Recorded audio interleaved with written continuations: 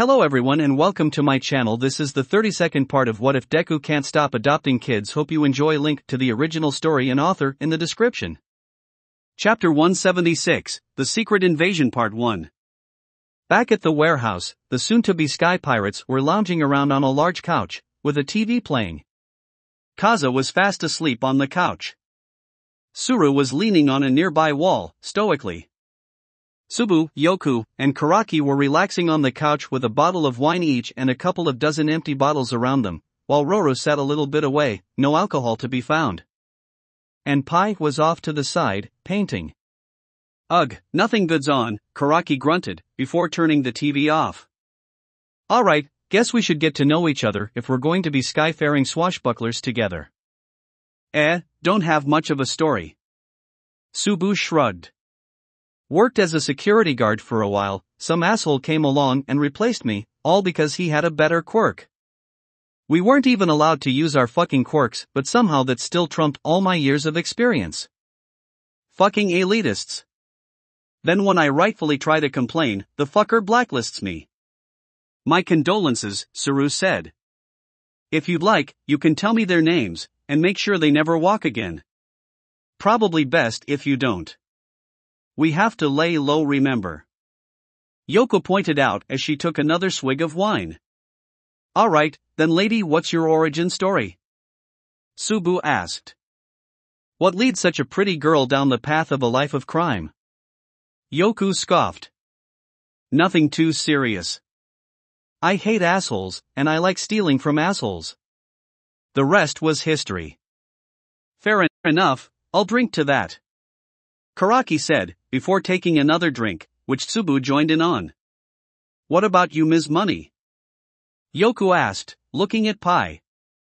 The boss said something about art, and how you like blowing things up. What's that about? Pai sighed. You would not understand it. The beauty of destruction. Explosions making debris fly, blood painting the streets, people showing their true colors, and trampling over each other as they run for their lives. That is beauty. Bombs, guns, blades, cannons, to me those are not weapons, but tools of art, the same as a paintbrush. A villain attack is just art in motion. I tried to show people this, but they couldn't understand my vision. They locked away both me and my wondrous art, to never see the light of day. But now, I am free. Free to show the world my art. Free to destroy. Free to create. Free to burn my art into the minds and souls of the people. There was a small silence after that until Yoku spoke up. Okay, you're a psychopath, got it. Call me what you will, Pai said. I mean, I kinda get it, Karaki admitted casually. I mean, I think throwing my yo-yo into an asshole's balls is art, so I totally relate. Pai paused and considered that. Would you mind discussing that more with me? I would very much like to paint that. Alright, Mr. Engineer, what brought you here? Yoku asked, wanting to shift the topic away from this topic. I was just bored, and this interested me. Roru shrugged. That's it. You just decided to become a fucking sky pirate for kicks? Yoku asked. Didn't you say nearly the same damn thing? Karaki asked. Yoku shrugged. Yeah, I guess. Just didn't think anyone would have the same reason. Anyway, what about you, Tiny? What made you wanna become a vigilante? I just wanted to whoop some villain ass. Karaki grimaced. But no. Apparently, I was too violent and it was inappropriate to hit villains in the balls, which is bullshit. So naturally hit them in the balls, peaced out, and decided to just do my own thing. Fair. Why do you like hitting people in the balls so much? Yoku asked. Because it's fucking funny, Karaki answered simply. And it's the best way to activate my quirk. What if you're fighting a woman? Subu asked. Then I hit them in the tits. Karaki shrugged, before taking another swig. Hey, you think we should wake up the dragon and ask what her fucking deal is? She seemed pretty pissed off back when the boss talked to us.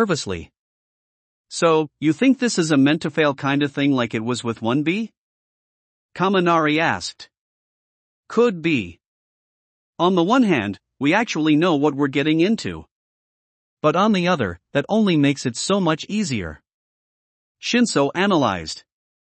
You think we're gonna face the Grim and the bodyguards? Siro asked. Knowing Nizu, almost definitely, Sato said, giving a nervous laugh. We can do this, Achiko assured them, getting everyone's attention. So long as we stick together, and think things through, I know we can do this. Uraraka is right.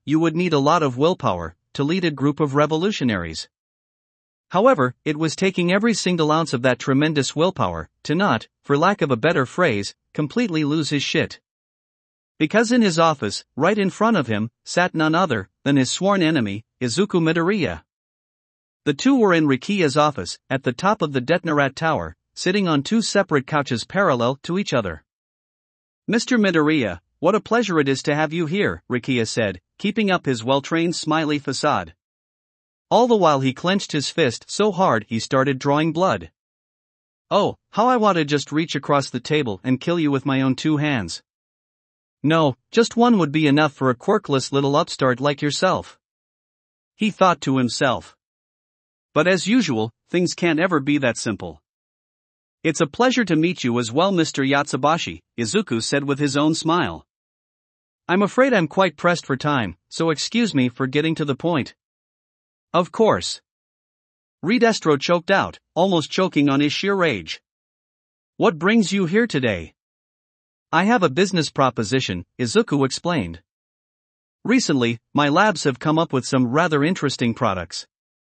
For example," Izuku pulled out a small twig, about the size of a hand, put it under the table, and started lifting, and much to Redestro's shock, it started rising into the air. "Remarkable," Redestro said, as he went into information-gathering mode. "How exactly does a small branch do that?" "The simple answer is chaos energy," Izuku explained, as he set the table down.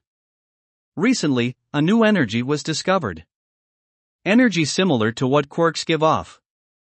A seemingly omnipotent energy that can do nearly anything, if you can control it. We've been experimenting with it for months, and we've managed to get to the point where we can start giving quirks to plant life, and unlike humans, a plant's quirk is based on what kind of plant it is, and the same kinds of plants will have the same quirk. Meaning we can reliably farm them without issue.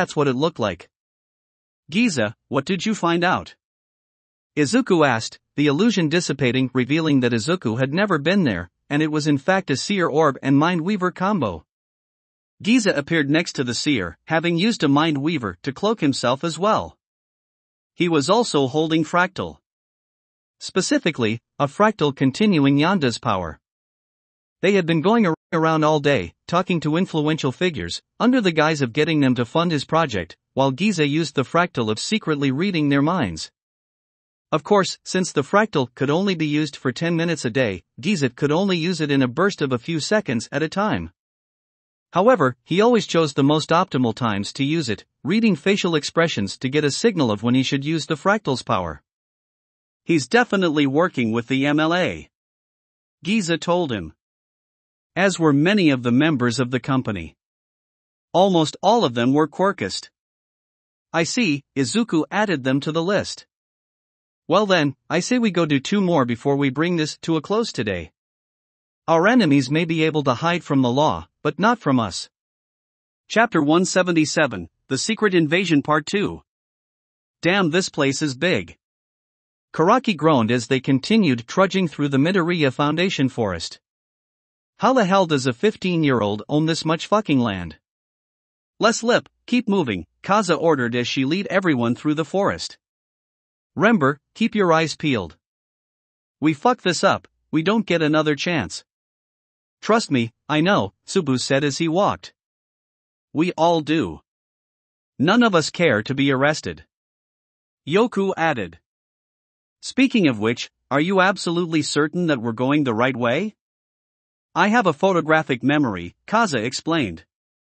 I remember that fucking map like it's the back of my hand. Now could you all be quiet while we're sneaking? Seriously, how are you all so loud? Don't you get hangovers? How'd you know how much we drank?